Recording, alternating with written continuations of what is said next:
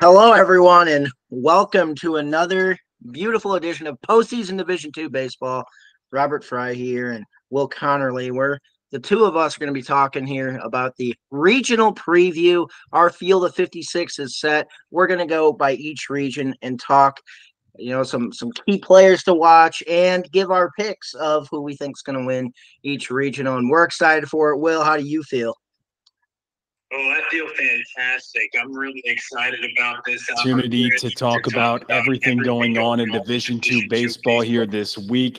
56 teams getting in to the NCAA regionals, and we're going to go through every single region. We're going to preview each regional pod. There's 16 host sites, and we're going to have an opportunity to talk all about your favorite team or whatever team you're a fan of, and tell you what we think of what these regionals are going to look like. I'm really thrilled about this happening tomorrow. And again, it's going to be a lot of fun with some schools that have been in for the first time in a long time, a couple of schools for the first time ever, and also some traditional powers toward the top of the rankings all season long that are certainly looking to make some big noise in the NCAA tournament. But again, I'm really thrilled to share our picks and previews for each region, Robert. So I'm feeling pretty good.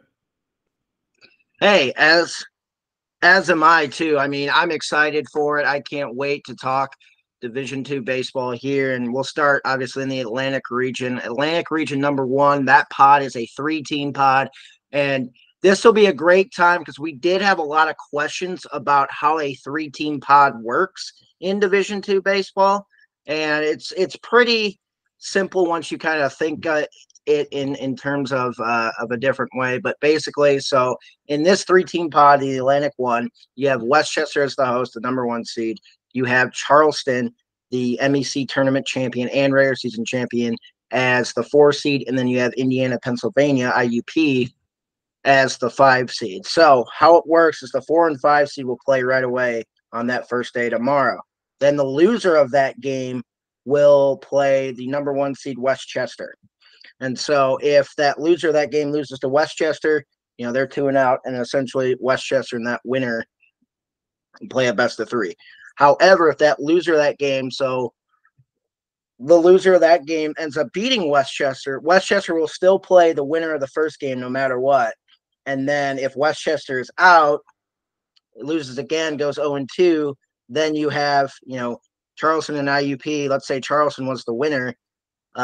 Charleston only needs to win once, while IUP has to win twice to advance. Whereas if Westchester wins that second game against IUP, all 3 teams are 1-1, and the team that's the highest seeded goes to the championship. So then it would just basically be a rematch of the bracket originally. So it would just be the 4-seeded Charleston, the 5th-seeded Indiana. Winner of that game would then play Westchester in the title game. So, but we got a lot to talk about here in the Atlantic one. I mean, there's a lot to like here. IUP, their first regional berth since 1990. So great job by Steve Klein and company to get into the postseason. Charleston, under a new head coach, Dean Peterson, in his first year, they won a bunch of games and won the MEC title once again.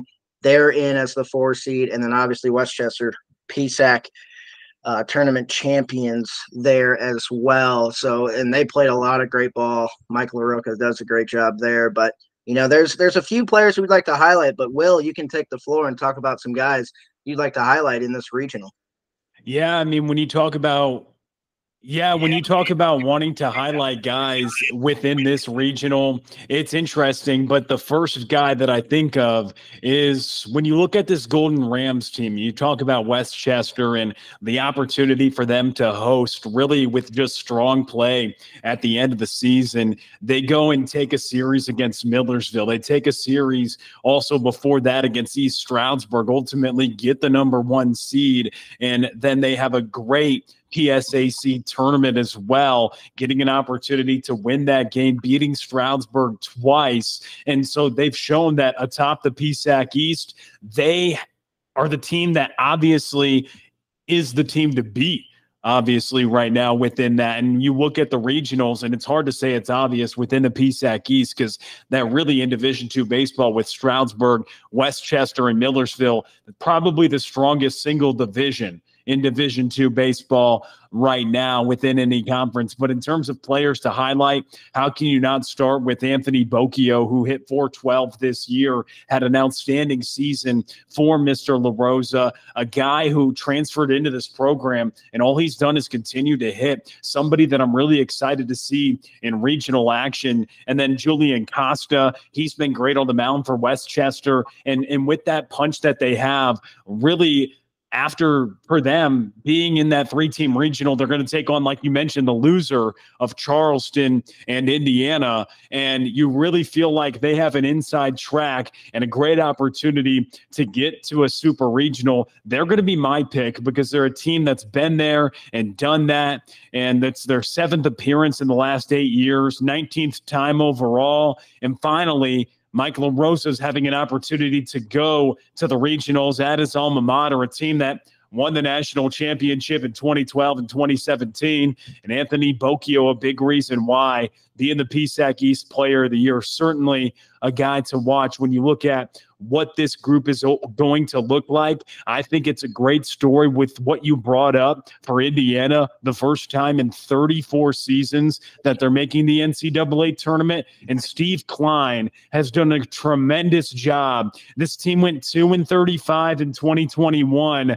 27-22 in 22, and then they made the PSAC tournament last season. They made it this season, their first back-to-back trips to that coveted conference tournament for the first time in over a decade.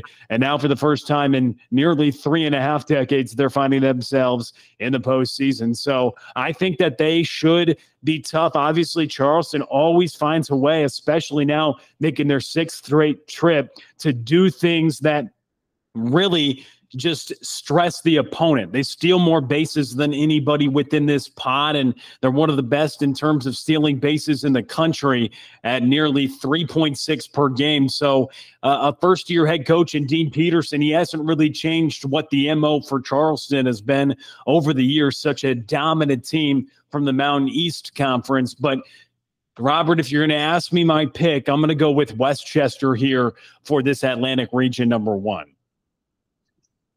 Hey, and I agree with you there, Will. I mean, I'm really excited to see how this regional turns out because, again, like Charleston is a team that's there, IUP making their first tournament, and they have guys there. You know, Brady Yard for IUP is a guy we'd like to watch out for. He's hitting .339 for leading the team. Mark Edinburgh, strong starter, throwing 71 in the 3rd innings with a 3.53 ERA as well. But there's other things I like to highlight, you know, with certain things. So, like, I like to give a shout out to Charleston because when you kind of look at a little bit of advanced metrics in terms of defense, because there really isn't much on defense, it's just fielding percentage. But there's this metric called defensive efficiency ratio, where basically it's just how many balls in play in the field of play do you turn into outs. Charleston is the best in the country at a 70.731. So basically that means 73% of balls in play in the field of play, Charleston converts it into an out. So really impressive there. But I think still at the end of the day, with Westchester hosting at Serpico Stadium, they're going to win and they're going to beat Charleston in that championship game. So really excited for that as we now transition to the Atlantic region number 2, and that has a loaded region. I know you and I talked about this earlier in the week of just how loaded these 4 teams are. A lot of winning in this tournament, a lot of just really good teams, and I'll break it down for you here shortly. But basically, in terms of winning, you have a 36-win Seton Hill team, a 37-win Frostburg State team. You have a 41-win and host East Stroudsburg team, and of course a 37-win team Millersville. All of these teams have won at least 72% of their games, so this makes it a really exciting regional, and we're here for it. I mean, when you want to talk about, again, that PSAC East, Stroudsburg won the regular season title. Millersville kind of fell off a bit there, but they've always been a team in the top 10 in terms of rankings. They've always been a strong team. Seton Hill's been a strong team. I mean, in fact, Seton Hill is the first team to beat Tampa this season on a Monday midweek game. And then Frostburg State, of course, can't forget them. You know, they were picked to win or be atop the MEC, but hey, they still won 37 games. Anthony Williams doing a great job there. And so there's a lot of really good teams there and within really good players. And Will, we'd love to hear some players you'd like to highlight. Yeah, there's a lot of players to highlight within this Atlantic region number 2. And when you look at this right now, and all the teams really have a shot to win it because they all have great pitching staffs. And when you look at what's going to happen with, I'm going to start with Seton Hill. Brandon Burgert is somebody who is 5-2 with a 2.67 ERA. Aiden Layton is with a 2.74. He's 6-2 with 5 complete games. That is a great 1-2 punch. And you would think it might be the best 1-2 punch within this region and one of the better 1-2 punches within Division II baseball. But then you look at what Millersville's done. Their pitching staff, especially at the front end, has been nothing short of remarkable this year. Millersville, yes, a little bit ending the year slow, getting a barbecue again, going 1-and-done in the PSAC tournament, but that didn't stop them last year when they went 1-and-done and ultimately was able to get out of the Atlantic region. They certainly have an opportunity to do that again. Carson Kalina and Alex Mycutt, probably the best 1-2 punch in the country in terms of starting pitchers. Really, really impressive with both of those guys, and they're going to be tough to beat, and that's why Millersville is a strong team to think about, a strong team to talk about. I think Seton Hill's offense, Jack Oberdorf and Owen Mandler, both have been impressive this year. A team that maybe didn't get as talked about as much out of the PSAC because you had East Stroudsburg, who is the host and number 2 seed within this regional, getting an opportunity to host for the first time in program history, making the NCAA tournament for the 3rd consecutive season. And you want to talk about pitching staffs, well, they might have the best pitcher in the country in Brent Francisco, who leads the country in WHIP. He's top 5 in ERA. So you talk about Alex Mycutt, you talk about Carson Kalina, and all the arms just mentioned of Seton Hill and East Stroudsburg. And then you talk about a Frostburg team who throws the ball at a really high level, who has their most wins for their program since 2015 and their first time making it to the Division II postseason in their eligibility as a program after their reclassification process from Division III. So it's hard to bet against Millersville because it's their 11th season in a row, longest active streak in the Atlantic region of getting to these regionals. But for me, Robert, when you're going to ask me about my pick for this one, I'm going to say Seton Hill is going to prevail over Millersville in that Atlantic Region 2 title game. I know that those two teams end up playing first game 2 tomorrow on Thursday, but I think Seton Hill or Millersville, both of those teams have a great opportunity to bounce back because of how strong their pitching staffs are. And I believe one of those squads are going to have a triumph over the host East Stroudsburg, and ultimately I'm going to go with Seton Hill. One thing that I found very interesting, Robert, when I looked at Seton Hill is their ability to strike guys out. This year as a staff, 388 strikeouts and just 133 walks. And I know that over the years when we've looked at strikeout to walk ratio, that is a key figure in trying to decide and trying to look at how teams have success in the postseason.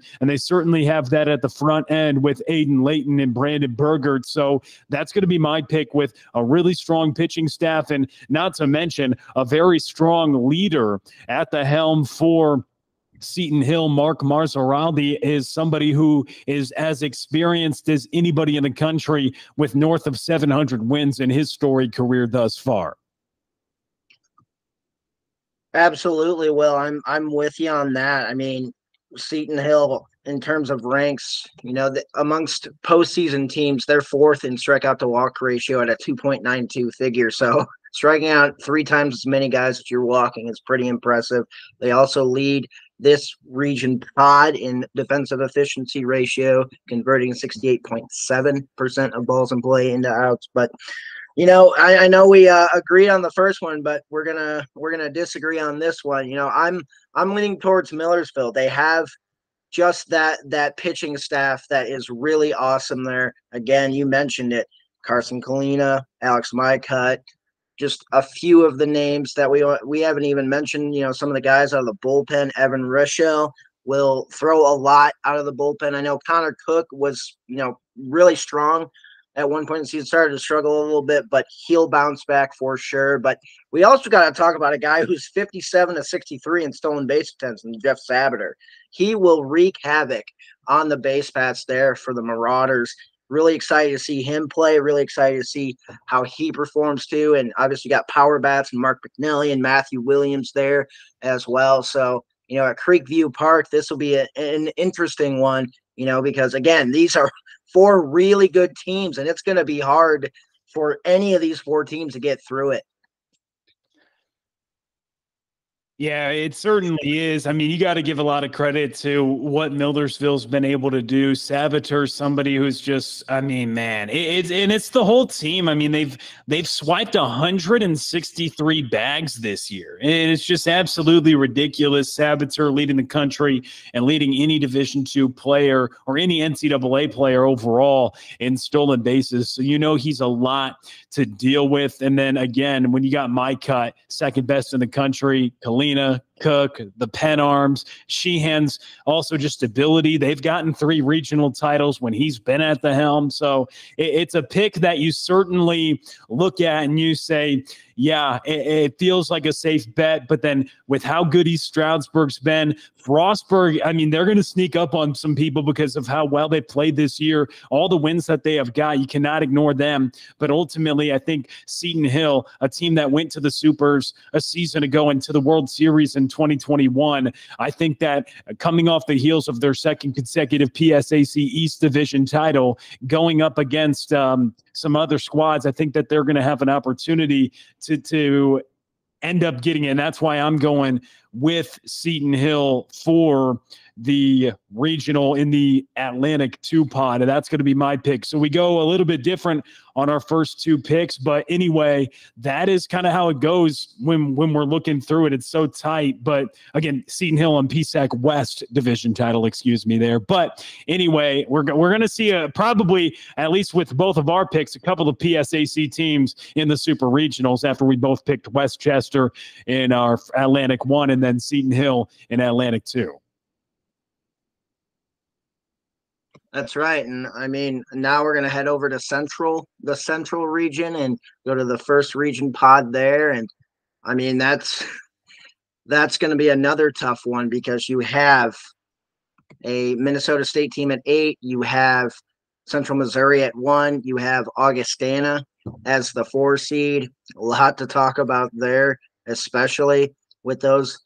And then Central Oklahoma at the 5 seed. A lot of good teams here as well. Again,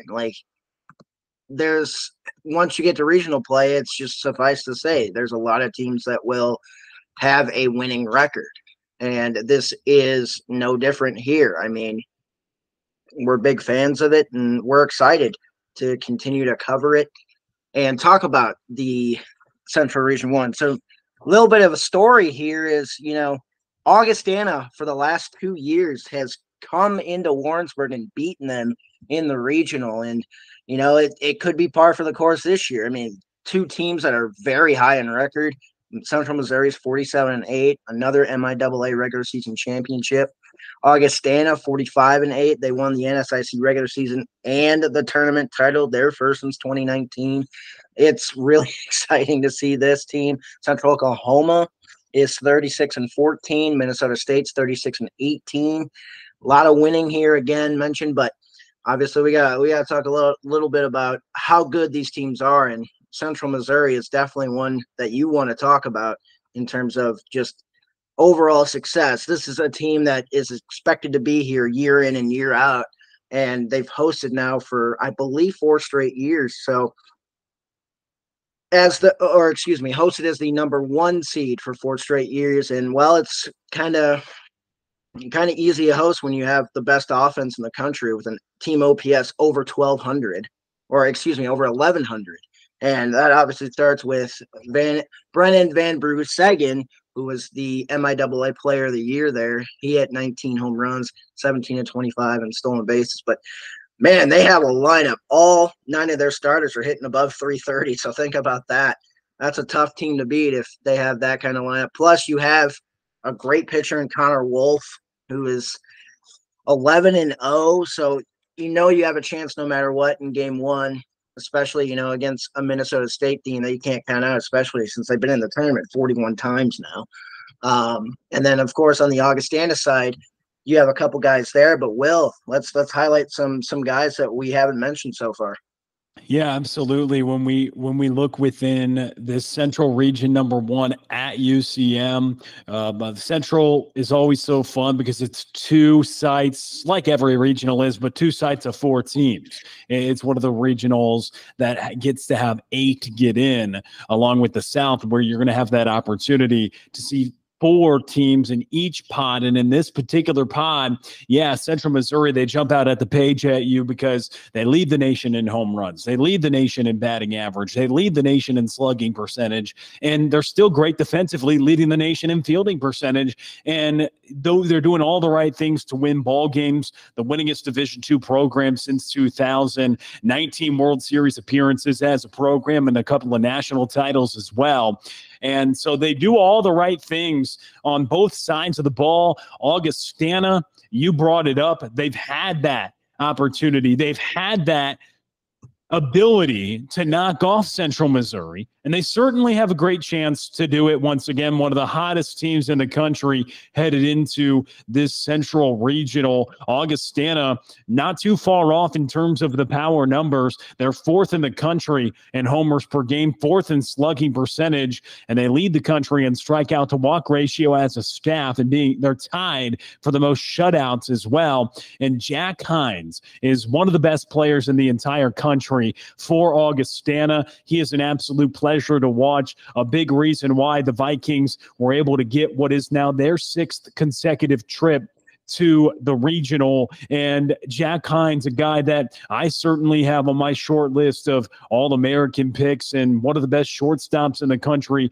has continued to do it again this year, hitting .444 with 21 home runs, 87 runs driven in, leading the nation, slugging .872 on the season. He leads what is a potent offense for the Vikings. And then they've got a really, really strong pitching staff as well, with J.D. Hennon, Caleb Sari, Ashton Mychek, a fantastic pitching staff that they've got a team ERA below 4. And that's why, for me, when you look at this regional, I'm going to pick Augustana to get out of this Central 1 pod because of their strong pitching staff and their ability to battle through brackets if they have to. And along with the superstar and Jack Hines, a very, very impressive player. But Minnesota State, a team making it for the 42nd time in tournament history for them. They're qualifying now for 5 consecutive seasons.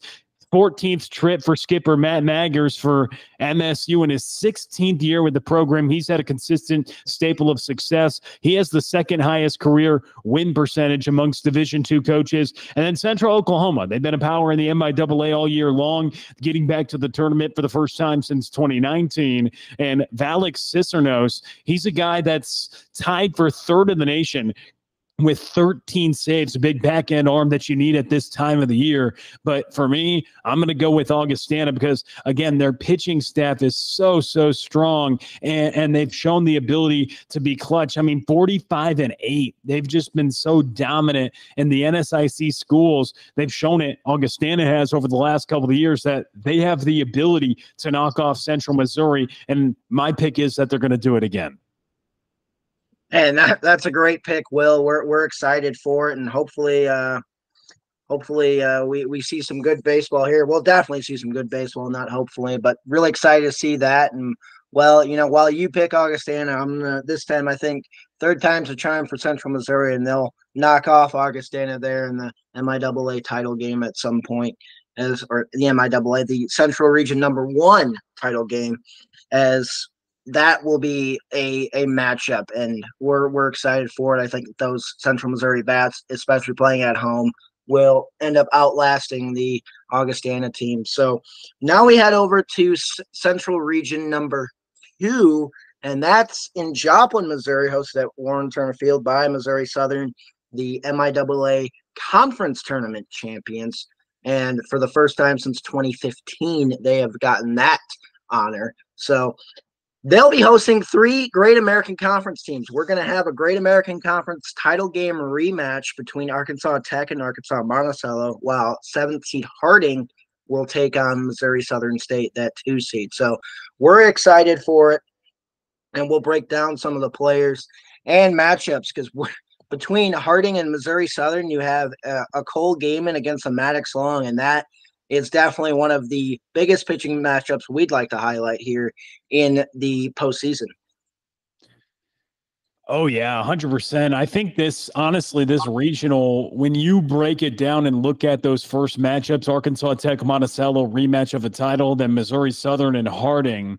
And it was so much fun to follow the Great American Conference this year because they were so good. The whole conference played at a really high level this year. You had a 3-way tie atop for first place. All those 3 teams ultimately getting to the regional. No surprise there. But Harding, a team that, man, their pitching staff, with Maddox Long fronting it, 6-1 with a 3.11 ERA this season. He's been great. Javier Lobo's been fantastic out of the bullpen. Davis Welsh, Merritt J., Griffin Meeker. This Harding pitching staff has really been impressive, and I think that they're going to have the ability to surprise some people, because coming into this regional as a number 7 seed, you may overlook them, especially going up against the MIAA champs and a top 10 team all year. But Maddox Long certainly is a guy that is going to give this Harding team a chance. And for me, Robert, I know I'm going to maybe a little bit out of left field here, but I'm going to pick Harding to not just beat Missouri Southern. They may not, but what they will do, I think, is they're going to ultimately beat them at their place and find a way getting to the Central Region 2 title game and win it. I'm picking Harding to get out of Central Region pod number 2. And I think the other team you have to watch out for within this region is an Arkansas Tech team. An Arkansas Tech team, I know that you talk about the Bull Weevils and how they won the title, and they're certainly a force to be reckoned with in that regard. But Arkansas Tech, and they've been so impressive because they've challenged themselves all year long. It's their 2nd straight trip, and the Wonder Boys making regionals in 3 of the last 4 years. It feels like an opportunity for them to make some noise. They led the country this season in wins against teams above 500, so they can beat really good teams. And then for UAM, Monticello winning their first GAC crown since 2017. They've got that opportunity, but I'm going to pick Harding, their 2nd appearance ever in first since 2011, to win this pod and get to a super regional because of that strong pitching staff. They don't lack hitting as well, with Colin Helms and Nathan Bowie as well, and hitting .319 on the year. Yeah, it's a great region to cover. The Great American Conference, again, like the 3-way tie at first, they're all now in the same regional. A lot of good guys there. I'd like to highlight a few guys with Arkansas Monticello. Obviously, Camden Tanner, a big bat there, hitting .420. Chaz Poppy had a great tournament there in the Great American Conference tournament. So we're excited for that. We're excited for just all the teams there. Will picked Harding. I'm going to pick the host site, Missouri Southern. Just so many dominant weapons that is on that team. I mean, you got to talk about basically the career record holder in just about every Missouri Southern category in Mr. Henry Kuziak. You got to talk about that. Yeah, obviously we mentioned Cole Gaiman earlier. We got to talk about Cole Gaiman being just a great pitcher there, the number 1. So that'll be an exciting one. Cole Gaiman has a 2.33 ERA and is 11-2.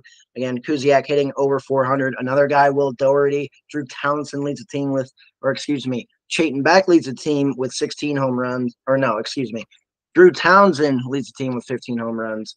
And a lot of exciting clubs there. Really excited to see that. So I'm going to go with the host team, Missouri Southern, making it at least on my end, an all MIAA super regional. But now we're going to transition on. We're going to go to the East region and the first East region tournament there. It'll be a 3-team pod there with Southern New Hampshire, Jefferson, and Franklin Pierce.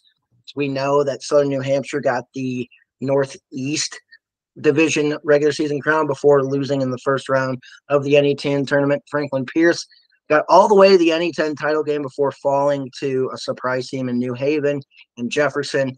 They won their division, the CACC South, the regular season title, before again losing in the conference tournament title game. But really excited to see these three teams here. Obviously, with Southern New Hampshire hosting, they're a strong pick there. But these other two teams can play really well and have a lot of postseason success. Yeah, they certainly can. When you look at the East region right now and the way that you break it down, obviously when you have these 3-team regionals, the team that's the number 1 seed always feels like they have the inside track, getting an opportunity to have those 2 teams play first and having a chance to send somebody home. And if you win, okay, somebody's got to beat us twice the next day. Well, you've got or the next 2 days, you got an opportunity. Jefferson's been a great story. Josh Lopez has been so good for them. Franklin Pierce, a familiar face in this bracket, and Southern New Hampshire as familiar as anybody across the country. 12 straight regional appearances, and they're the 3-time defending East champs. They're 5 World Series appearances for them and 7 straight Northeast 10 Northeast Division crowns for them, hosting now for a 7th time and the 3rd time since 2019. Harry Vargas Segura is a guy who's a menace on the base paths for them, 5th in the nation in stolen bases. And for Southern New Hampshire, I'm going to pick them to come out of this East region number 1 pod. I just feel like for them, they're just more overpowering with their offense than any other team within this regional, and that's why I'm going to pick them, whether it's Trennison Waters, Harry Vargas Segura, or even Jorge Burgos. And they've got a lot of guys who can do some great works with the bat. Frankie Tomorrow's been a pretty solid arm for them as well. He's got a 3.05 ERA on the season and 11 starts, despite a 2-4 record. He's put together a lot of quality on the mound this season. Austin Trumpor and Parker Lindstrom. I just feel like this staff is going to be strong enough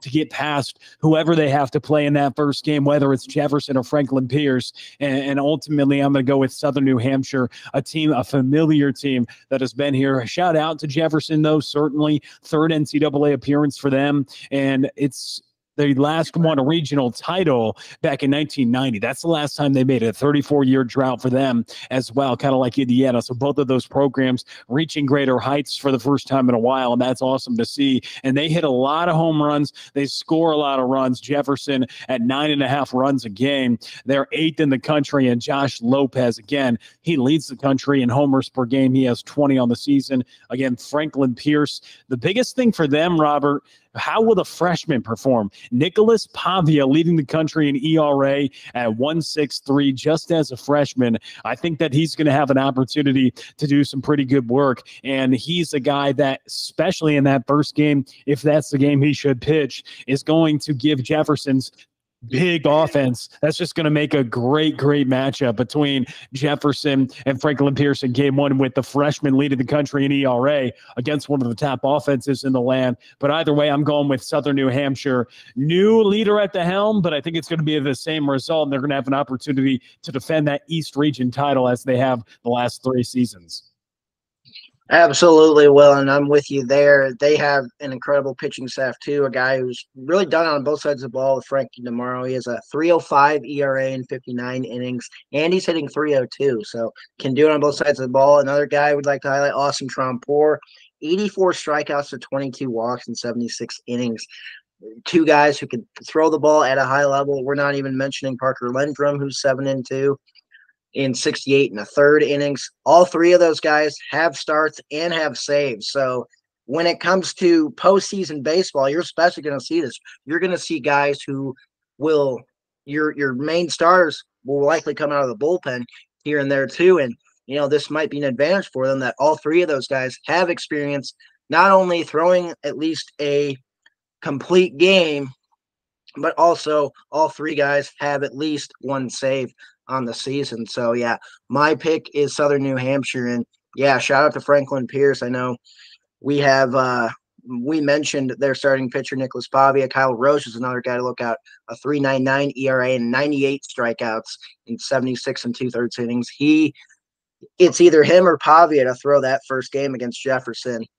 And another guy on offense is Ian Battapaglia, who's hitting 3.85 on the season. So few guys to mention too. You got the Josh Lopez and the Joshua Lopez of Jefferson plus Jem Cisco on the mound for the Rams as well. But yeah, going with Southern New Hampshire here in this one, as now we transition to East Region 2, and that's hosted by the ECC tournament champs, and they had a share of the regular season title, Malloy.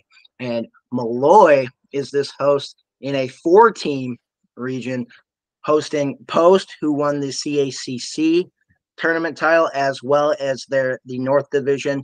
You have Goldie Beacom as a 6 seed. They have a great player that we'll definitely highlight. New Haven, they have a great pitcher we'll highlight, and who might give Malloy some fits in that first game. But Will, talk about this East Region number 2.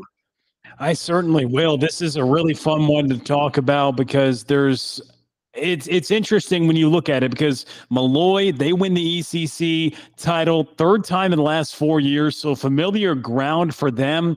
4th regional under their current leader, Joe Ficcarino, and JJ DeVito is a big reason why. He went off in the ECC tournament, named the tournament's most outstanding player after he hit 500 during the tournament. But that's par for the course for him this season, hitting .399 with 9 homers, 9 doubles, and 44 runs driven in. He and Matt Yip certainly lead this Malloy Lions offense. They've got some good arms on the hill as well. JC Kiss has a 2.86 ERA. Charlie Cucciara is so good in 13 starts this year. He's 10-1 with a 3.21 ERA. He's going to be fun to watch. And to have the opportunity to look at Malloy going up against New Haven, like you said, who they had a fantastic run in the tournament, winning its 3rd ever NE10 title in their first trip here to the regional since 2018. 4 trips now under Chris Solano. They've gone over 30 times to the NCAA tournament. So they certainly, at least as a program, not in unfamiliar territory.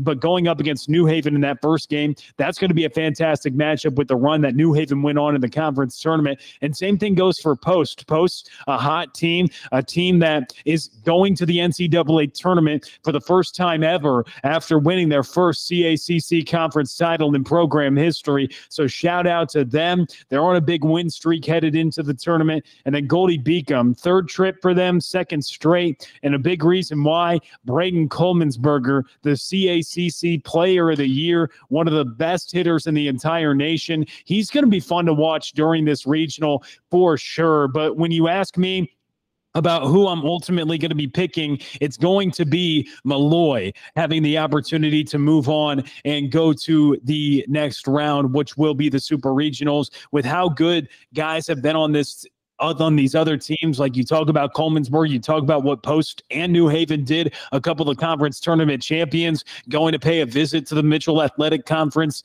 at Malloy. I'm going to go with Malloy, with JJ DeVito on the way he's swinging the bat, with how clutch Matt Yip was for them during the tournament, and overall what Charlie Cucciara and JC Kiss can do. I think that they're going to have a great opportunity to move on. It's a pitching staff who has a sub-4 ERA as a team, and they're going to be really tough to beat within this 4-team regional bracket over at Malloy. Yeah, I mean, really tough, but really excited to see that first matchup. Not sure if it's going to be Vincent Fusco for New Haven or Liam Carroll. We think it's going to be Liam Carroll with a 3.24 ERA and 77 strikeouts and 80 2/3 innings. He essentially was a big role in beating Adelphi, beating Franklin Pierce in that tournament, and being a big part of this tournament here. Not sure if the New Haven will give them a rest, but again, New Haven is a team to look out for, especially with how well they throw the ball, with a 2.27 strikeout to walk ratio and a 4.22 ERA, which is amongst the best in this pod as well. So excited that, but again, I think I agree with Will here. We're going to go with Malloy. That rotation of JC Kiss, Charlie Cucciara, Robert Lusano, Ryan Hines, Matthew Freed. I mean, all those guys have under a 4.3 ERA. 4 of those 5 guys have under a 4 ERA. They don't strike out, or they don't walk guys. They do a great job with pitching. And guys like JJ DeVito, Matt Yip on the offense, especially Charlie Emoff. I know he's got limited appearances. Anthony Manacero, too, another guy in limited appearances. Really good there. So at the end of the day, I think Malo is going to pull this one out, but you got to look out for all these other teams, especially, we mentioned Braden Coleman'sberger for Goldie Beacon, but also Anthony Charles, Garrett Musey, few other guys, Darren Miller, guys who can hit the ball well. So if they can hit, they have a chance with anybody, especially with freshman Nate Miller and, of course, their ace Justin Jump as well. So could be anyone in that region. At the end of the day, we think it's Malloy. Post, you can't count them out, especially with Brennan Holligan on the mound, Joe Christiana, Matt Saman, 3 guys. So there will be a lot of good pitching here in this tournament. So at the end of the day, though, it will be Malloy. And now we'll go to the Midwest region and go to the Midwest #1 region and talk about that 3-team pod. And I know we have a lot to talk about. I know both of us are at least from the area in where we cover most of the Midwest region. And we'll talk about here the first one, which is the 3-team pod that's hosted by Saginaw Valley. And it has, again, 2 really good teams in both Ashland and Northwood. And again, that 3-team pod, if you didn't hear us earlier, it'll go more or less as such. The 4 or 5-team loser will play #1 Saginaw Valley. And if they lose, they're out. However, if that team beats Saginaw Valley, then the winner of that first game will play Saginaw Valley again. And then the bracket will go from there. So be sure to check out Saginaw Valley's site for that, because they do a great explanation there for that 3-team pod as well. But Will, I know I want to talk about some players, but I want to give you the floor to talk about some players that we're really excited to see in this regional. Yeah, there's a lot in this pod. When you look at Midwest region #1, hosted by Saginaw Valley State, Saginaw Valley, much deserved, getting the #1 seed after having a 39-win, 14-loss season, getting all the way to the GLIAC championship game, ultimately falling, but they had certainly done enough to get to have themselves in a position where they're going to be hosting and going to be the #1 seed. And you want to talk about players. Well, they've got some pretty good players. One of them is Hayden Yachek, hitting .476 on the season. He is leading the country in batting average. He's also 5-0 on the mound with a 2.53 ERA. Hard to think anybody else is going to be the National Player of the Year other than him, doing it on both sides of the ball for a Saginaw Valley State offense that as a team is hitting .341. Just striking numbers for the Cardinals offense, led by Yachek, the GLIAC Player of the Year, certainly a surefire All-American pick, and perhaps the National Player of the Year. He is really good on both sides of the ball, as we just mentioned his numbers, but they've got some other guys as well. Chase Raymond is a guy who does great work for them on the hill. Tyler McLaurin is a guy who had a fantastic 2023 campaign, and he is a guy who has that pedigree on the hill as well. And then they've got other guys with the bat that just do great work and can really swing it, like Reed Raymond, like Colin Cornwell. This offense is absolutely electric. It is legit. When you look at Ashland, they've got some guys like Gavin Dobbles, Cam Miller, Jeremiah Cangelosi, Chris Franks. I mean, it's a very fun Ashland team that's 40-13. And to think, 40-13 in the Midwest region was good for the 4th seed, you say, man, there are some really, really strong teams atop this Midwest region.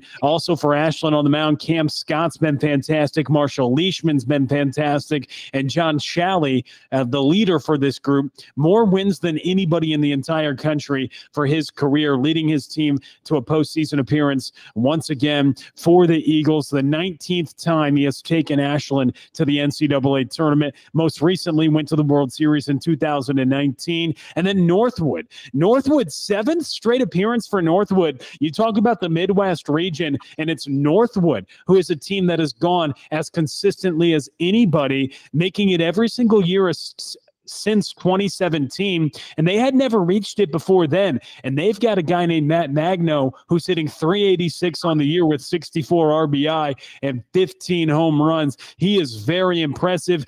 Kendall Anthons, and then also other pitchers that they have on their staff, like Jake Carroll, do a great job in limiting the run production, a 5.10 ERA as a staff, hitting 288 as a team. But they are the team that has been there and done that, it feels like, the most. I know Ashland, they were a very young team last year after having a lot of experience a couple of seasons ago. But when you want my pick, Robert, for this Midwest Region #1 pod, it's really hard to go against Saginaw Valley. But I'm going to go with Northwood with the experience that they have consistently getting to this spot. And I think that they're going to have an opportunity, a really good opportunity, in what is one of the more competitive regionals in the country, I think, with how evenly matched Northwood, Saginaw Valley, and Ashland is. I'm going to ultimately go with Northwood, with having Matt Magno, one of the most experienced players in the country, with 76 hits on the season, second in Division II in active career leaders, 4 hits, only behind EJ Cumbo, who leads everybody. So I think that he, and then also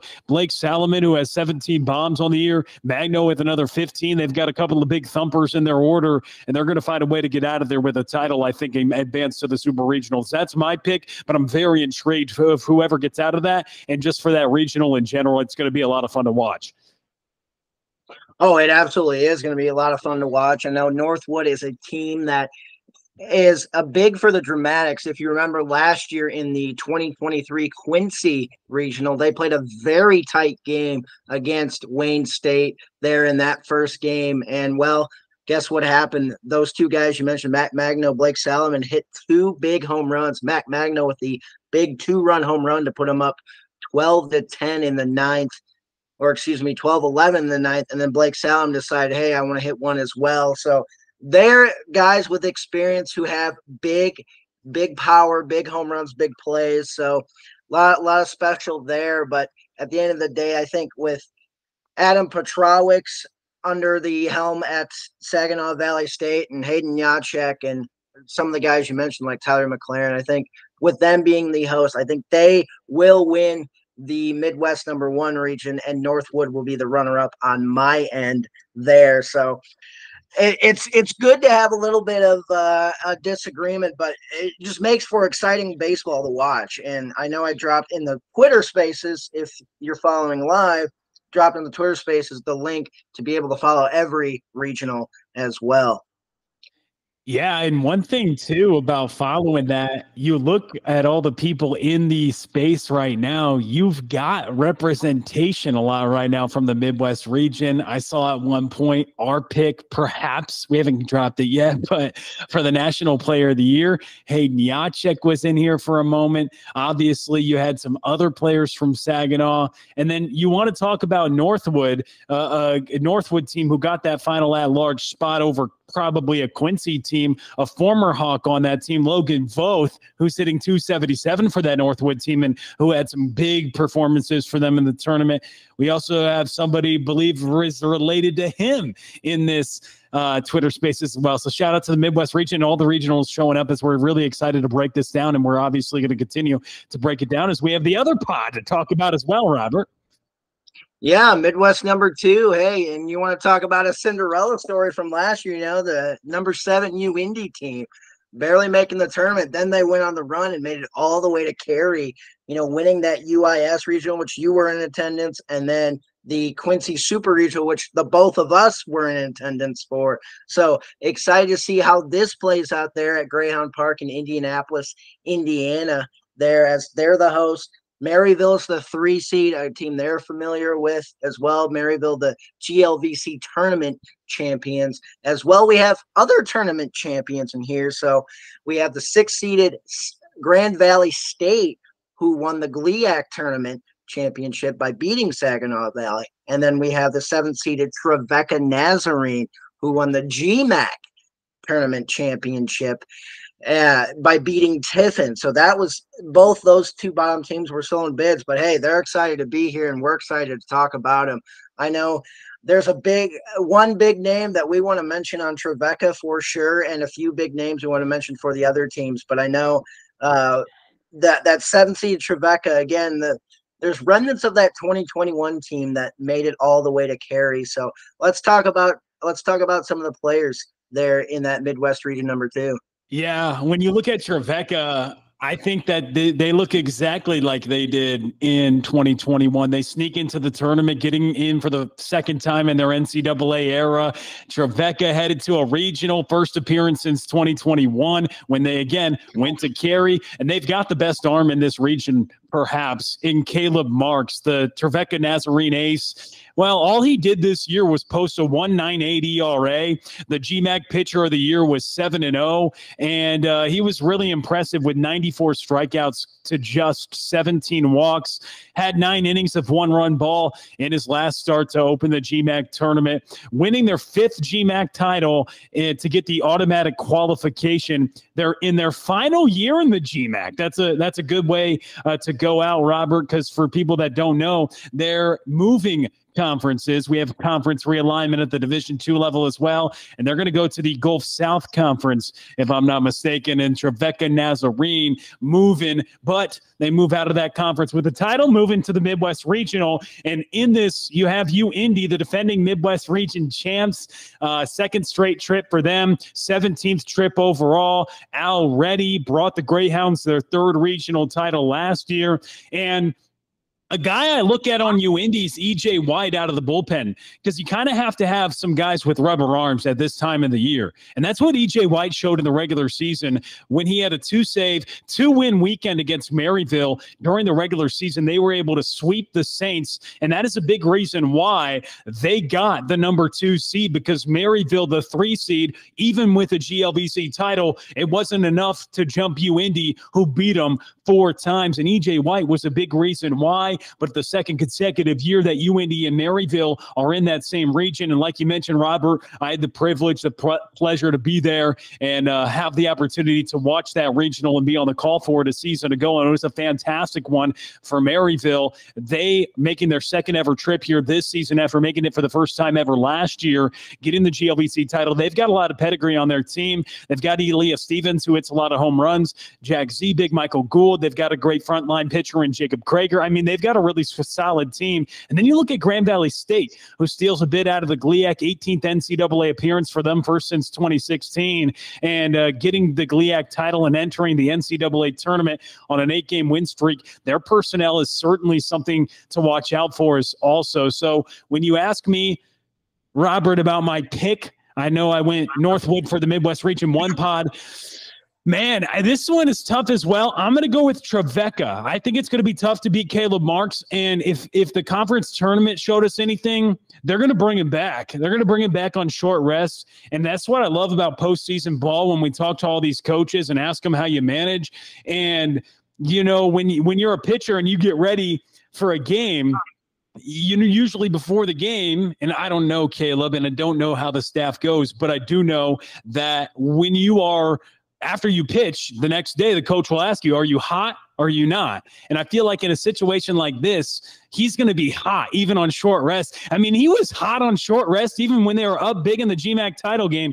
So you best believe that you think he's going to be for the boys and let that arm ride out there. So that's going to be cool to see. I'm going to go with Trevecca. He's just a pleasure to watch. So you can watch that on UIndy stream on the GLVCSN. It's going to be a fantastic regional for sure, Robert. What's going to be your pick for this number 2 pod?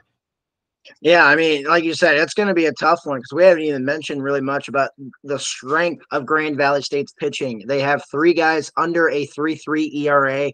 You have Mike Morosky, Sam Leck, Nick Rutkowski. All 3 of those guys, Leck and Rutkowski, threw really well against Saginaw when they played. So excited for that. Morosky against a Jacob Krager in that first game will be very exciting to watch in terms of pitching matchup. Again, Jacob Krager, 106 strikeouts in 79 2/3 innings. 106 strikeouts in 79 2/3 innings. I didn't realize I was muted on spaces, so I'll repeat what I said. We haven't really talked much about Grand Valley State. 3 guys under a 3.3 ERA, Mike Morosky, Sam Leck, Nick Rutkowski. And Lack threw a complete game against Saginaw Valley in that conference tournament. So that's really good. Morosky's been great all year with that 2.84 ERA, 70 strikeouts in 69 2/3 innings. He's going to go up against Jacob Krager, likely with 106 strikeouts and 79 2/3 innings. And Krager has a 2.94 ERA in that first matchup. that'll be an exciting matchup to watch. Obviously, you mentioned some of the bats for Maryville. You got to mention some of the bats for Grand Valley State. Kyle Knott hitting 335 as well. And on Maryville, you got Andy Bunton, who's hitting 381 at the bottom of the order. A good guy to have to flip around that lineup. And then obviously on UIndy, you got a guy like Easton Good, Drew Donaldson, both guys above 350 on the year. Plus, you got to talk about some of the power of Trevecca. You have Abbott Lawrence, Joey Parliament, Cole McCallum, all three guys with 14-plus home runs in that offense. All three of those guys with over 1,000 slugging. Andrew Becker's another guy has over 1,000 slugging. He's hitting 407. Haven Mangrum is hitting 392. There's so much talent here, but at the end of the day, I think the Maryville Saints with their pitching staff will be able to pull it off. And I'm with you, though. I think Trevecca will get into the title game, and it'll be a battle between those two teams. But ultimately, I'm going with Maryville to come out of the Midwest number 2.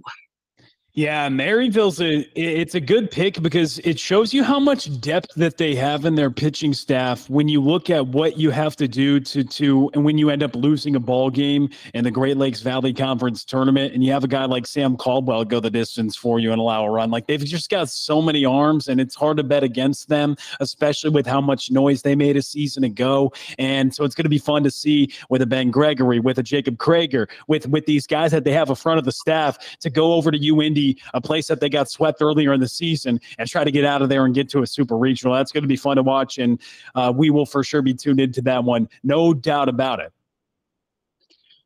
And one will be tuned in, one no doubt about, and both on the Sunshine State Conference are the South Region. And we'll start with South Region number 1, Tampa, the number 1 team, essentially pretty much the entire year, minus the first maybe 2 or 3 weeks of the season. They are on a different planet. You have a great team in Lee in that region. You have AUM, another team. And then, again, like to reiterate so there's no confusion, Savannah State got an automatic bid because the SIAC tournament champion, Edward Waters, is not yet eligible for the NCAA postseason as they're transitioning from the NAIA. So the automatic bid went to the tournament runner-up, which was Savannah State. So Savannah State will get in, and you got 4 teams, two from the Gulf South and Lee and AUM, and then you got Tampa from the Sunshine State and Savannah State from the SIAC. But Will, what about some teams or players, some of the players within these teams you'd like to highlight? Yeah, I mean, it's hard to highlight just one player. I'm going to go with Tampa for this regional. I think there's a lot of really good teams and a lot of really good players here. Man, it gets so tough and competitive. But when you look at Tampa, 4th consecutive Sunshine State regular season title for them. And it's so interesting because it's hard to really understand how good they've been. Joe Urso's been at the helm for 24 years, and it's his 24th consecutive trip to the NCAA tournament. One player you have to highlight is EJ Cumbo, the first ever 2-time winner of the Sunshine State Player of the Year award. He is really good. And then they've got a couple of frontline starters who sometimes you say, man, he's a borderline Division I pitcher. They got a couple guys that certainly could throw at the Division I level. One of them, Skylar Gonzalez, the Sunshine State Pitcher of the Year. He went 13-0, led the league with a 2.24 ERA as well. So, Robert, I think you would qualify that as pretty good. And Tampa, 3rd in the country in scoring, 1st in ERA. They don't really have any flaws as a team, and I certainly think that they're going to be the team to ultimately get the job done within the South Region number 1 pod. Lee, great story for them. 3 regionals and 4 seasons for them. Jack Nedro, the unanimous pitcher of the year in his respective league in the Gulf South Conference. Mark Brew, a guy who's won over 700 ball games in his 18th season at the helm. They're going to be tough to beat, along with Cam Sudo, who had such an impressive season for this Lee team. And then you want to talk about Auburn Montgomery. Well, you're going to have to, because they're a team making it for the first time in school history under first-year head coach Franklin Bush. Shout out to the Auburn Montgomery, because they've been been so consistent all year long. Most conference wins and wins overall for them since joining the Division II level. And then a Savannah State team getting that 8th seed as the automatic qualifier and lone bid from the SIAC conference, as you mentioned, after being runners-up in the SIAC tournament for the second consecutive year. Third time for them. They win in 1999 when they had just an unbelievable year. They win in 2013, but that was at the Division I level. They since reclassified to D2. So I'm going to go with Tampa. So many guys to talk about when you talk about Joe Urso's club, but they are so good and perhaps as good as they have ever been. The #1 team in the country all year long with a couple of great starters and offense all throughout. They just don't really have many flaws in their game. When you're toward the top of the country in scoring and toward the top of the country and limiting your opponents to score, it's really hard to pick any team over them. So I'm going to go with Tampa. And I'm going to go with them topping Lee because I really feel like Lee can make a strong run within this 4-team pod. But ultimately, I'm going to go with the Spartans to get out of it. Yeah, I'm agreeing with you there. I mean, when you look at teams currently in the postseason, Tampa has a team ERA of 3.07. The next highest team is Seton Hill at 3.68. So that really speaks to how good Tampa has been in a conference like the Sunshine State Conference, nearly over a half a run better than the next team in ERA. But we're really excited, whether it be Alex Caney or Skylar Gonzalez for that Game 1 matchup. Hopefully, it seems like it's going to be Alex Caney, but man, how awesome would it be to see a 13-0 Skylar Gonzalez against an 11-0 Jack Nedro possibly in that second game as well. But likely, Nedro will throw that Game 1 for Lee, and Keegan Gagliardo will throw that Game 2. Two really good pitchers there for the Lee Flames. And you obviously mentioned some of the bats, Cam Sudo, Dylan Standifer is another guy we'd like to highlight. Brandon Daniels, he has 21 doubles, really impressive there as well. But yeah, at the end of the day, like, it's the Tampa Spartans. And I know Coach Joe Urso we talked to him before, and he's like national championship or bust every year. So that's the expectation, and we're excited to see how this South Region #1 goes. A lot of good talent again. And with Auburn Montgomery, like you said, shout out to Coach Franklin Bush for getting his team to the postseason for the first time. Two big guys on the top of that lineup with Tyrese Brooks and Jaron Wright as well. We'd like to highlight both above 350 on the season. But now we'll go on now to the other South Region #2, and we'll talk about the host St. Leo in the another 4-team bracket. As we have St. Leo, we have Embry-Riddle as the 3 seed of Sunshine State at large bid. Then we have Delta State, who got an at-large bid by getting to the Gulf South title game. And then we have the Gulf South champion, West Florida. Really excited for this South #2 regional. I can't wait for it. And I know, Will, we can't wait to talk about some of the players within.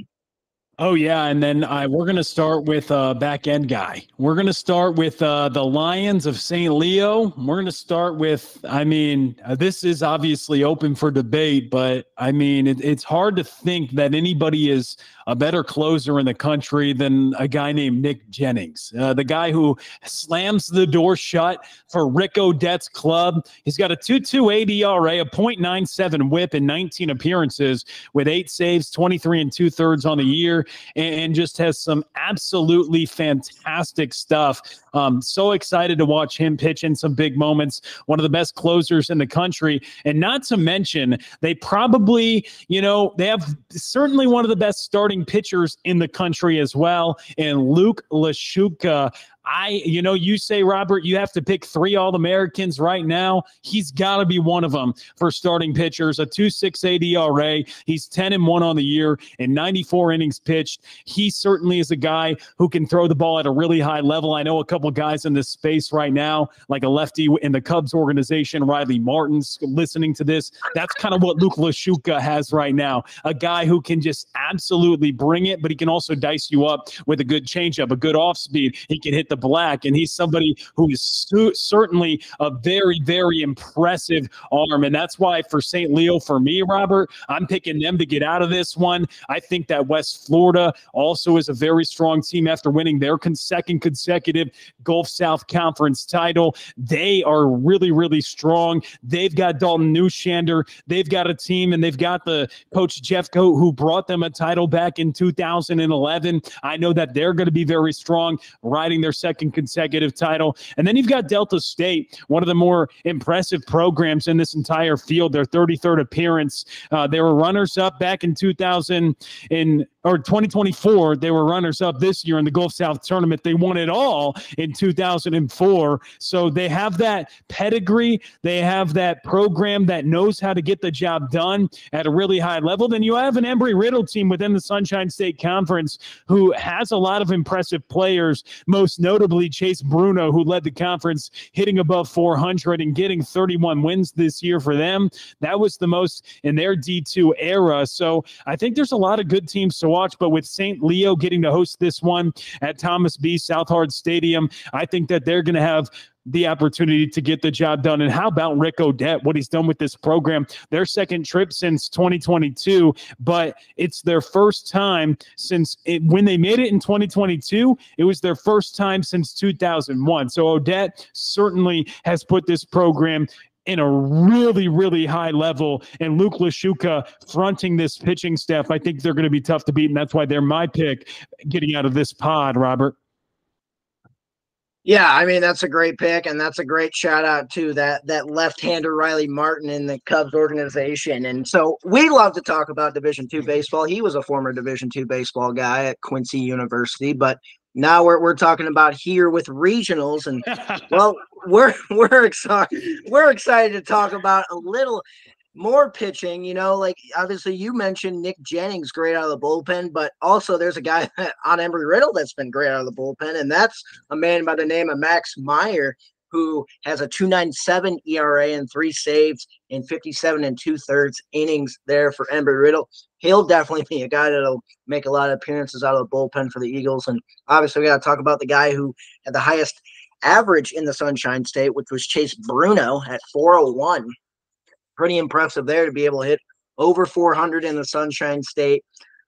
Delta State has a few guys we'd like to highlight. You know, Dylan Coleman had a great Gulf South Conference tournament. He had 16 home runs, 57 RBI. He's hitting 387 on the season. Great third baseman there for the Statesmen. And West Florida, we obviously got to talk about Darian McDowell, the Gulf South Player of the Year, hitting 417, 22 home runs. That ranks him in the top 5 in terms of home run leaders in Division II baseball. A lot of good players there. Obviously, we mentioned St. Leo. Callan Moss is a guy we'd like to talk about, hitting 363. Another guy is Mikey Scott, hitting 329.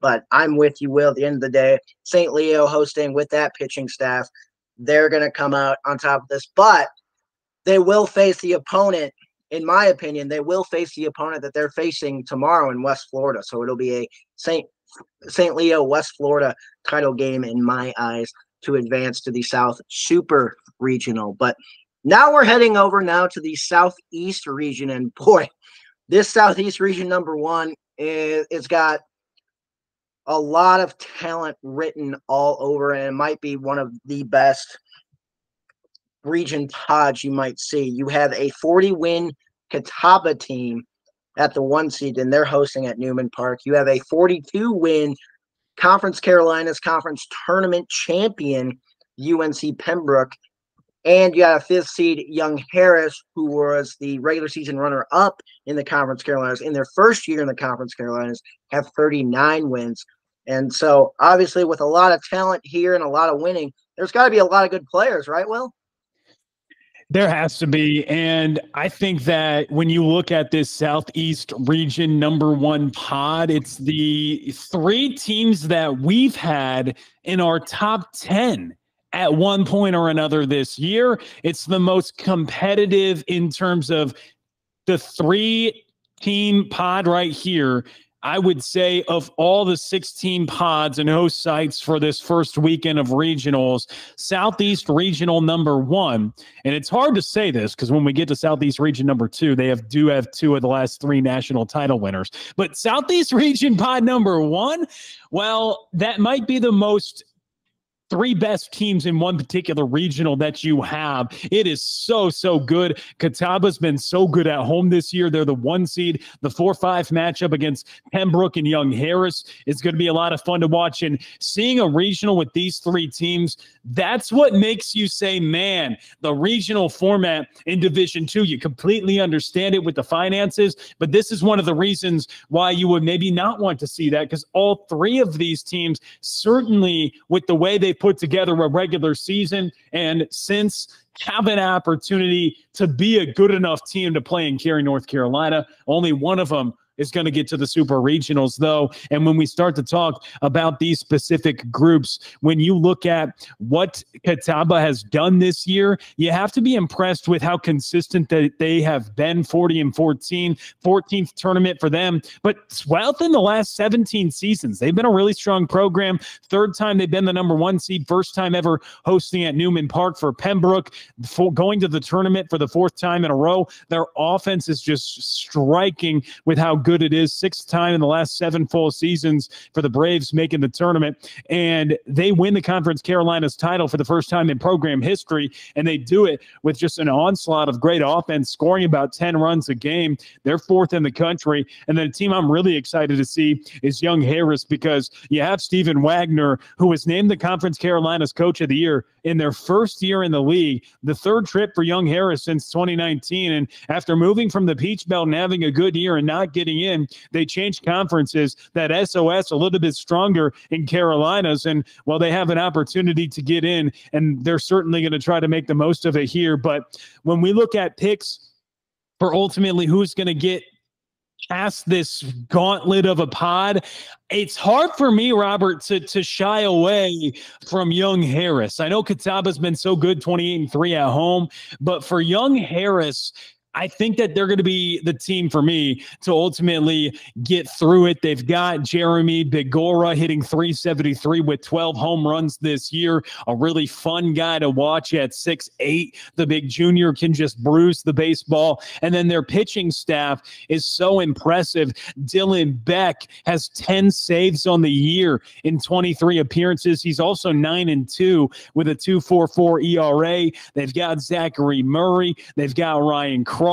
They've a really good pitching staff for Young Harris, and I think that they're going to have an opportunity to move along in this regional. I think that the Mountain Lions, who are dancing for the 3rd time since 2019, are going to continue to dance on into these supers.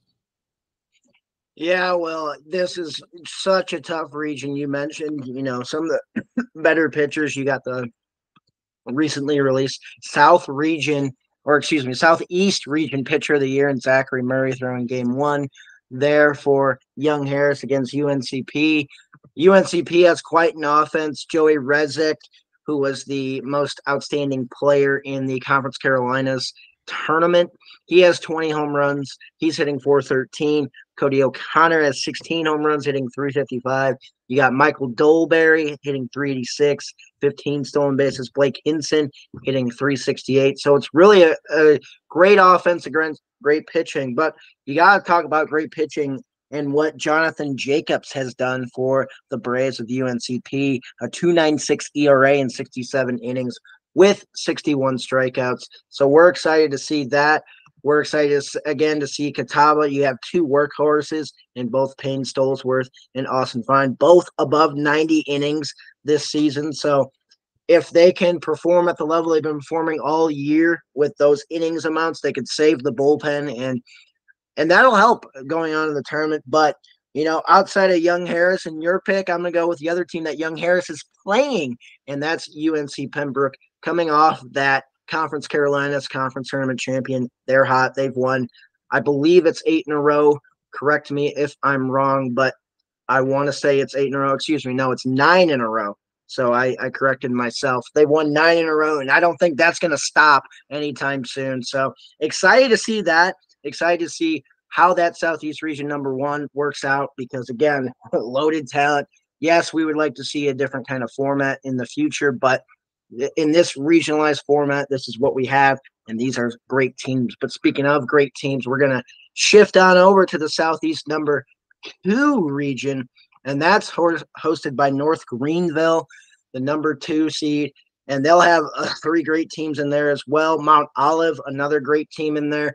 Wingate, who won the South Atlantic Conference tournament to get that automatic bid, and Georgia College, who won it on a Matthew Mebane walk-off 2-run home run to clinch the Peach Belt title there too. Really excited to see these 4 teams. Will, what do you got for us?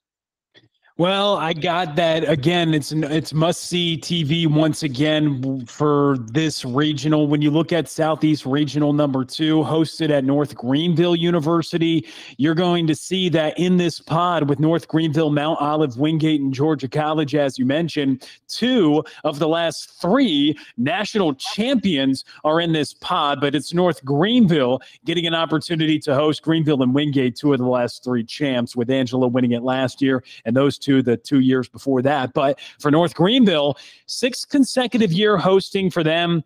After winning it all in 2022, they've got David Lewis, the Conference Carolinas Player of the Year, and 78-10. That's North Greenville's record at home since their national title year back in 2022. Mount Olive, a program that's getting back there. They won it all back in 2008, but making the tournament this year, it's the 20th time in program history that they're going, and they've got Eric Johnson up front. Their staff had 7-3 with a 3.14 ERA. Wingate, they've got Sean Barnett, who's hit 24 home runs in 56 games this season. He's been so impressive. They were the South Atlantic Conference champions, 3rd bid in 4 seasons for them, 9th overall tournament, again, winners in 2021.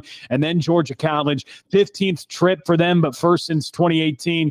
Matthew Mebane, I mean, man, 17 bombs on the year, but one of the most clutch swings you'll ever see on a 3-2 count to put his team a walk-off home run to win the title. That was a lot of fun to watch on the Peach Belt Network, and a really, really strong thing. If you missed actually any final out of the conference tournament, want to see all the dog piles and all the celebrations, we posted a thread earlier today that showcases all of that as well. But when we look at this, Robert, and we look at who we want to pick for this Southeast 2 pod, for me, with how good North Greenville has been at home this year, it's going to be really hard for me to pick against them. They've got the pedigree with the coaching staff. They've got David Lewis, the pedigree, playing with 22 home runs and 17 doubles. He's been really impressive to go along with an offense that overall is hitting above 300. And then they have, in terms of pedigree, probably the most decorated pitcher in Division II right now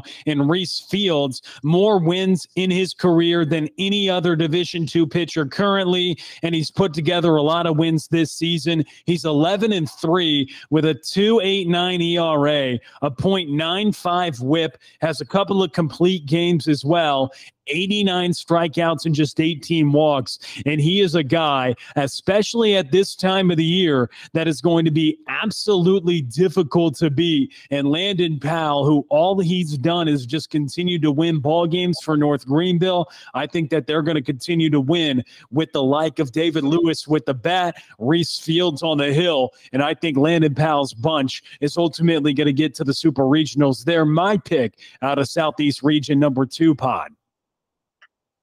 Absolutely. Well, there's a lot of great stuff there. I know we had David Lewis here in this space. We also have a family member of Reese Fields in this space as well. So shout out to them for tuning in. And yeah, I mean, Greenville has Fields. You have Jake Monroe as well with a 3.86 ERA and 60 2/3.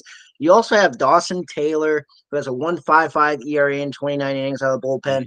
Matthew Taubensee, a 1.91 ERA and 33 innings out of the bullpen. Nate Roof, a 2.01 ERA and 31 in the third innings out of the bullpen as well. And obviously the postseason experience. I know Pat Monteith probably didn't have the year that he would like, but his performance is going to pick up when it comes postseason time. Bryce Roddy, another guy who's listening in, he's hitting 302. I'm sure he'll pick up his postseason performance as well. They have so many bats. And again, just that pedigree really gets them through. But I also like to mention with Wingate, having Sean Barnett with 24 home runs, Brett Adams with 19, they're the highest duo in Division II baseball with a combined 43 home runs and second highest in RBIs with combined 158. So really excited to highlight there. Again, highlighting UMO, you highlighted Eric Johnson, who threw a complete game shutout in the Carolinas Conference Tournament to beat Barton, or not a shutout, but a complete game. 3.14 ERA. You have Ethan Abimbo, who threw a no-hitter earlier this season. You have a lot of guys. Justin Kohler, who's been a midweek starter. He'll definitely see some innings here in the postseason. A lot of guys to talk about there. Andrew Ledbetter, their closer, with 6 saves as well. You also have for Georgia College, I know we haven't really talked about them much, but Brandon Bellflower's hitting 380. Gabriel Worth is hitting 377. You mentioned Matthew Mabane, but also another guy, John Luke Glanton, who's 10-4 with a 2.44 ERA and thrown 107 innings. So if he performs well, you might see a complete game out of him in game 1. But again, he's going up against North Greenville. So it'd be very interesting to see that, whether or not if it's a Jake Monroe versus a John Luke Glanton or a Reese Fields versus John Luke Glanton. But either way, that's going to be exciting. But again, I agree with you, Will. At the end of the day, I think North Greenville will win this Southeast number 2 regional. Yeah, and I love how you brought up Dawson Taylor, because not many guys in Division II baseball can do what he does. I mean, you got Nate Roof, 8 saves with a 2.01 ERA, and then Dawson Taylor, he's got a 1.55 ERA, 3 saves in 29 innings, 41 strikeouts in those said innings.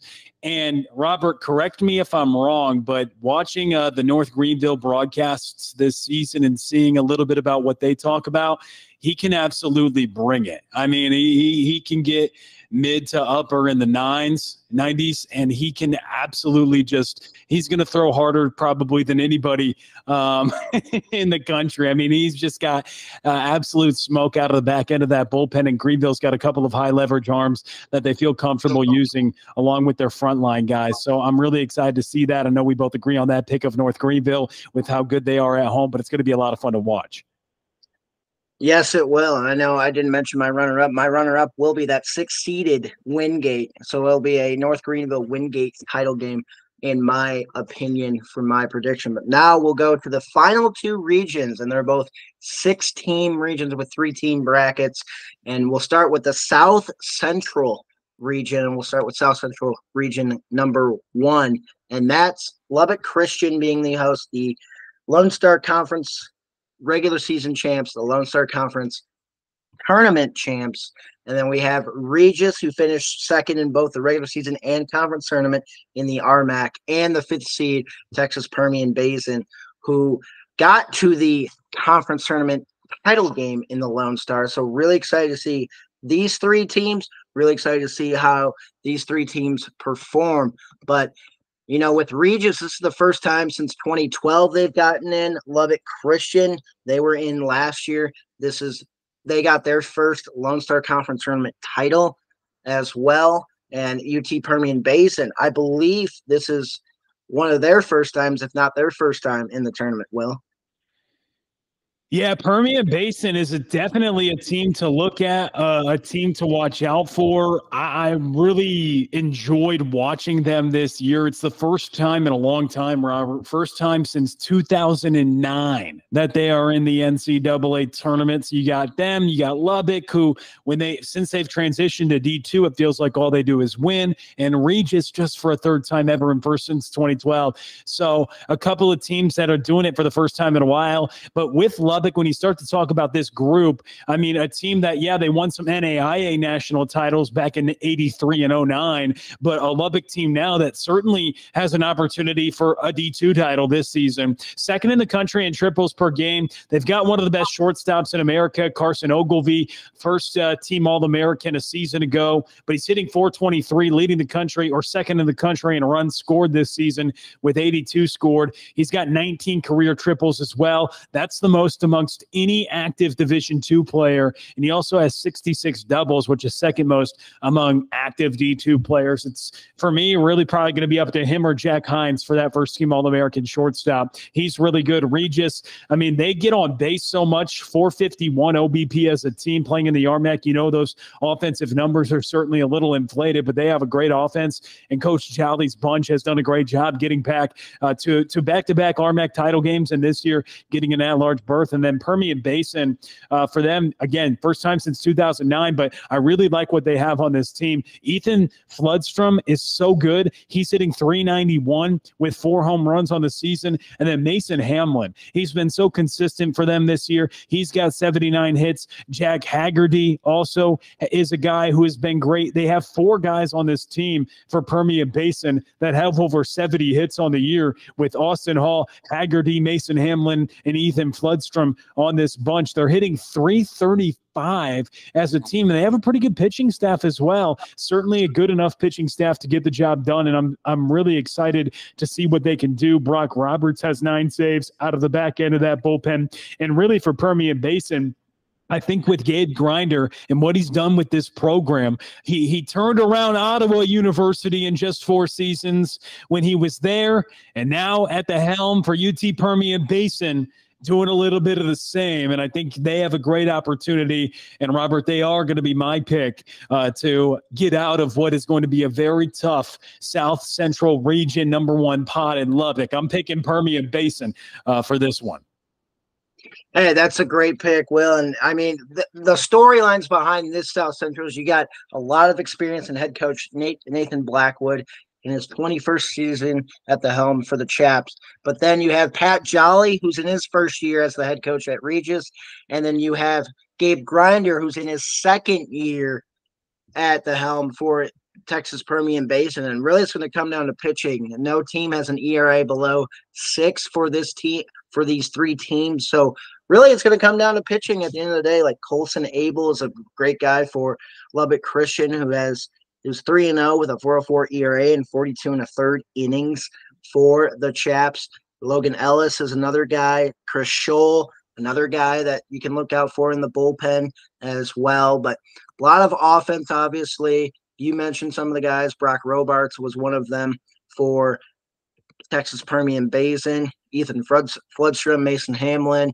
Obviously, for the Shovel Boys, you have Levi Padilla, Garrett Reddy, some of those guys. Zach Barnow, who has really turned it on as of late.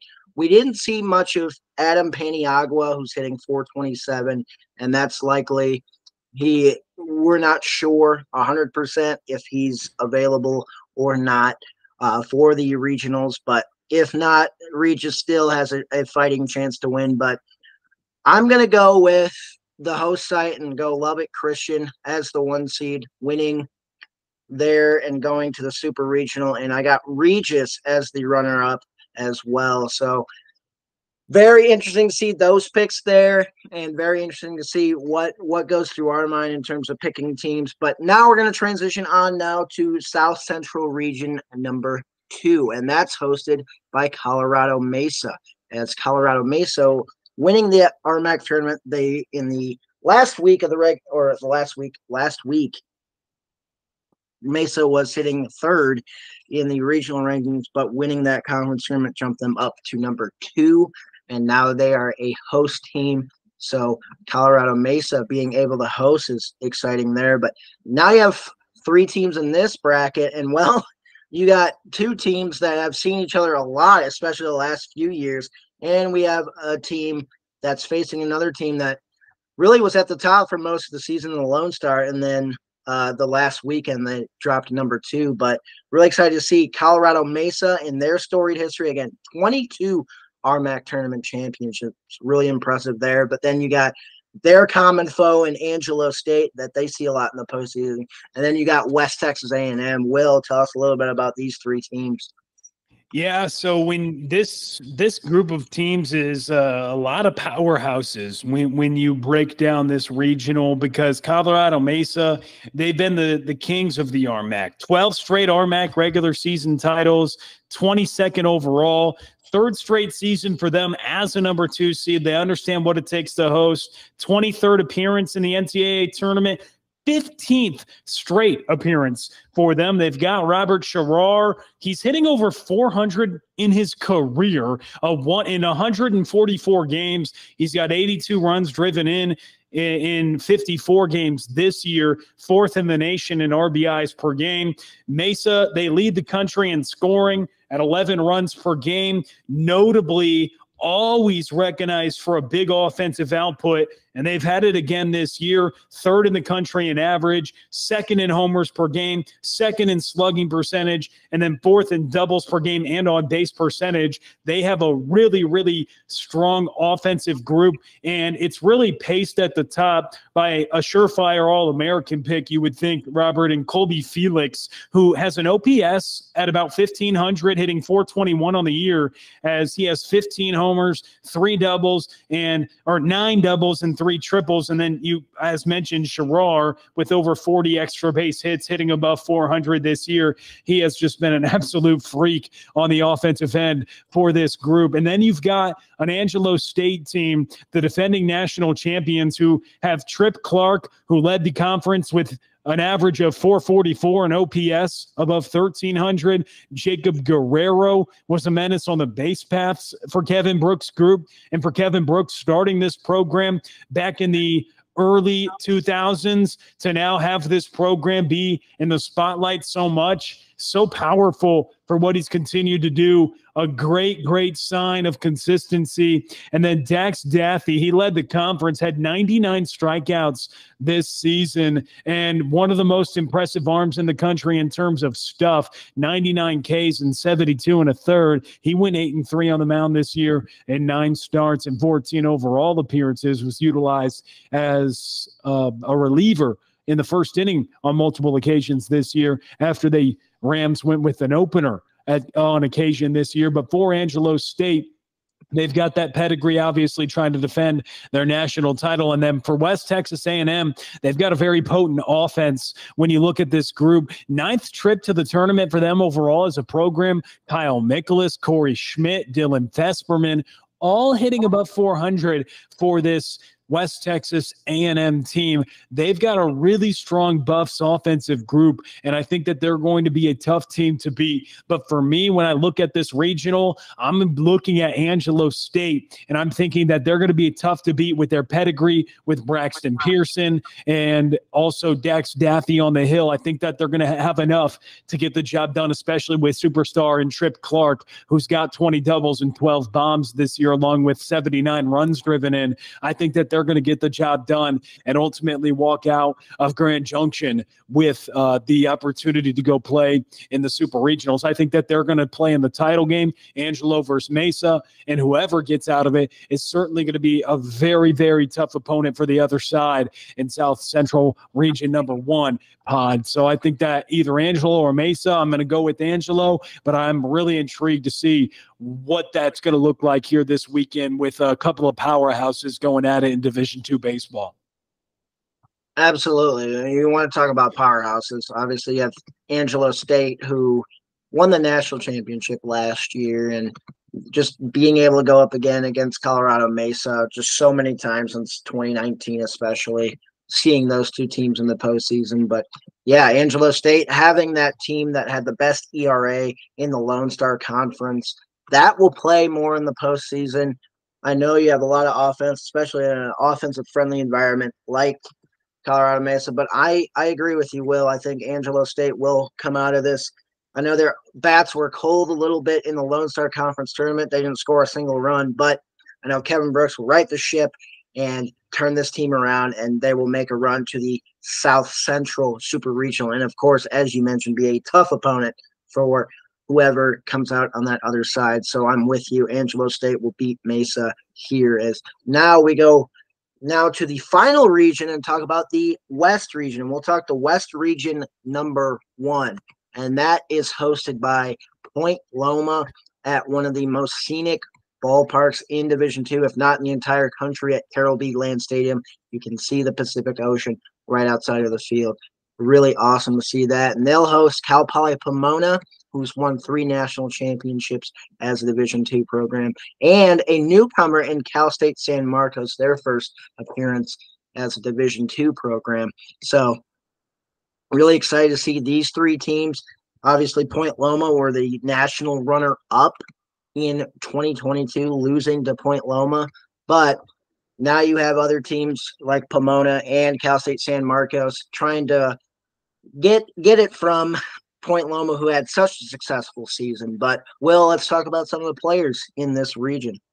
Yeah, absolutely. Great opportunity too. You talk about the ballpark. It's so fantastic. The scene with the water in the background, super cool atmosphere at Carroll B. Land Field. And I think it for Point Loma, second time for them hosting in program history, but their 3rd straight Pac West regular season title, winning the Pac West tournament as well. The Sea Lions are hot. They've won 22 of their last 25 games, going now for a 3rd time overall, or our 3rd straight NCAA trip and 6th overall. And like you mentioned, last time they hosted, they went all the way to Cary and were the national runners-up. James Sashin, he leads the nation with 16 saves on the year. He's a very, very big-time back-end arm. And Point Loma, as a team, they've got north of a 3 strikeout-to-walk ratio. So a very, very, very potent pitching staff for Point Loma. I think the Sea Lions are going to have a great opportunity to get out of this region pod. When you go 40-10-1,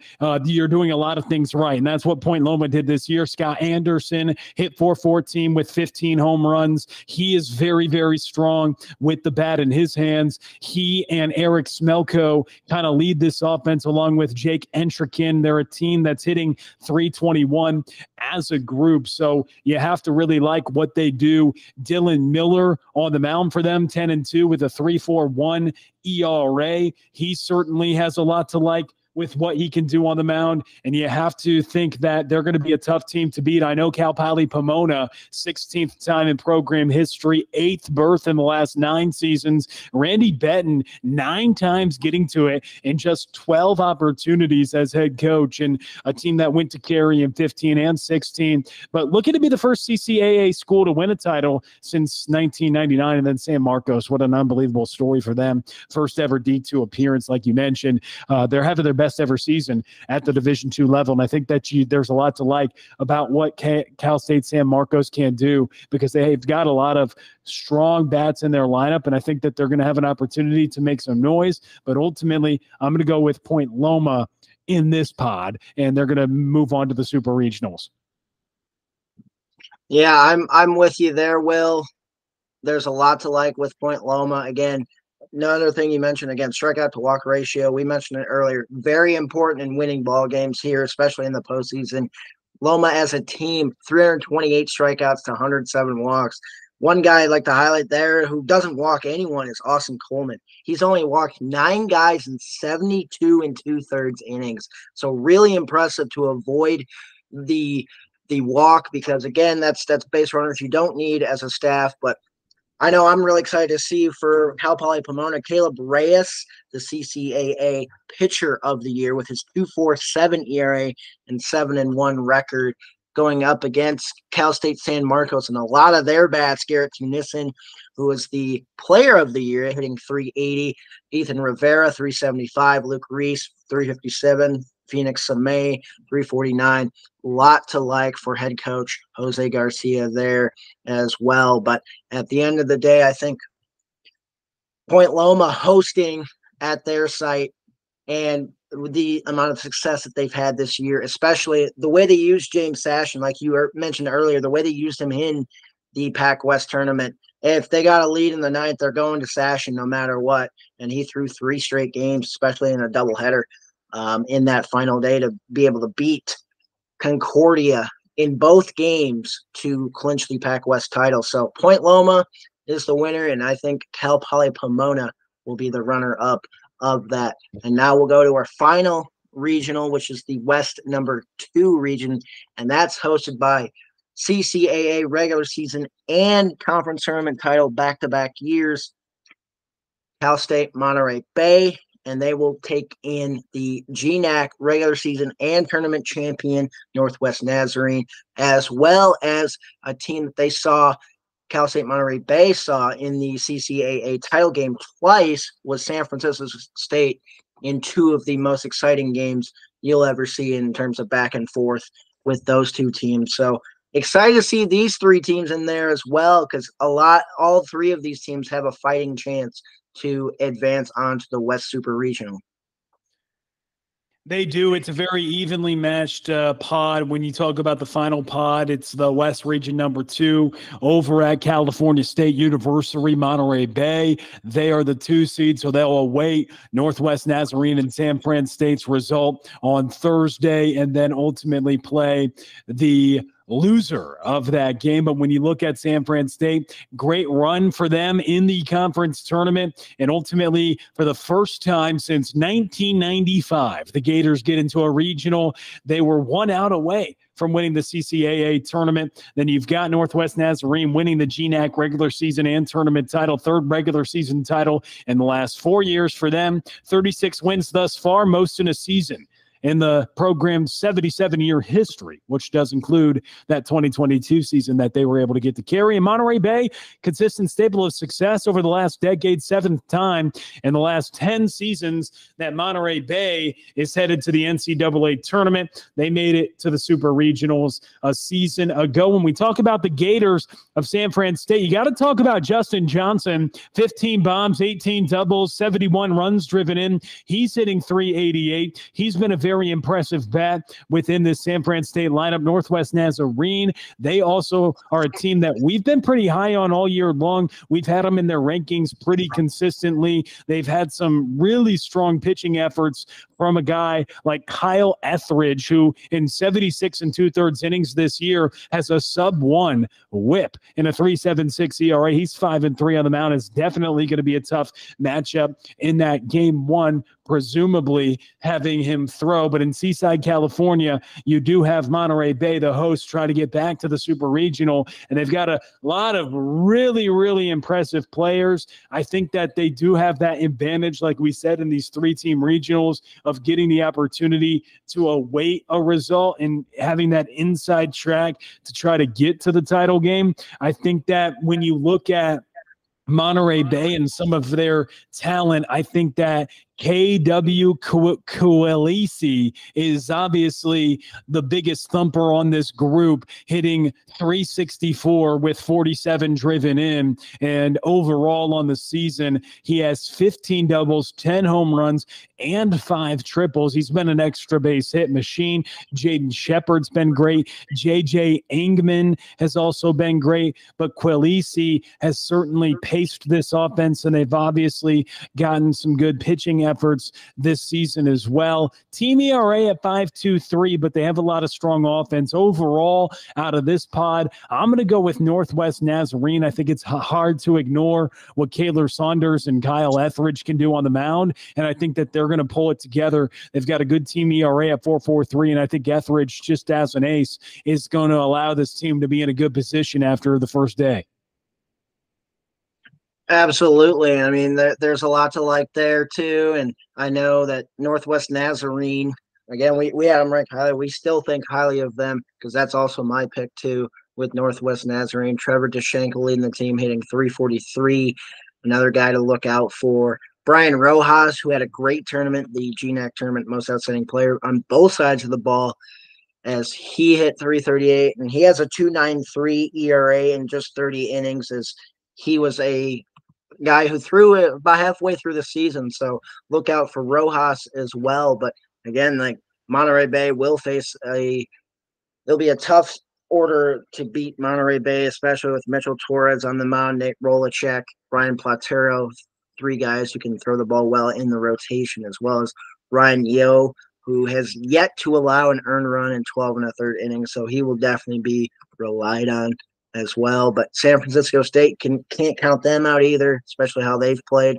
Ryan Garza, David Eichhorn, two starters who have thrown 83 plus innings with 65 or more strikeouts, and having a whip under 1.5 as well. Both ERAs around 4.6.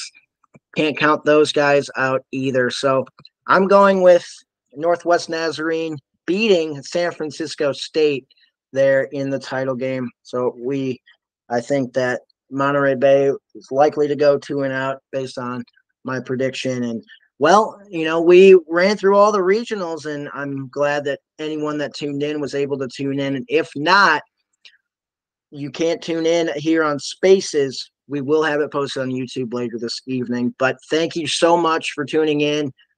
Be sure to follow DII Baseball on all of our social channels, not just Twitter, YouTube, Instagram as well, to follow along with games, see highlights, and follow along with scores, as well as I dropped in the Spaces in the chat a link to follow all live scores, videos, and stats similar to the conference tournament link. Be sure to follow that to see across all regions, video, stats, scores, and things like that. But thank you so much. Will, you have any final parting words? No, just appreciate everybody listening. Having an opportunity to talk about Division II baseball is always a great time. Again, DIVII will be all over the coverage all weekend long for all the results, updates, and things happening in Division II baseball. And again, like you said, that website that you created as well, a one-stop shop for all the regional matchups, time schedules, links, video stats, and everything you need to know about the postseason right now. So great baseball coming up on the horizon, and a great time. Certainly, we've got the receipts out there now of our picks. Let's see how we do. So it's all out there, and now we have an opportunity to see what ultimately happens with that. But again, pleasure to do this with you, and excited for a great week of Division II baseball regional action here.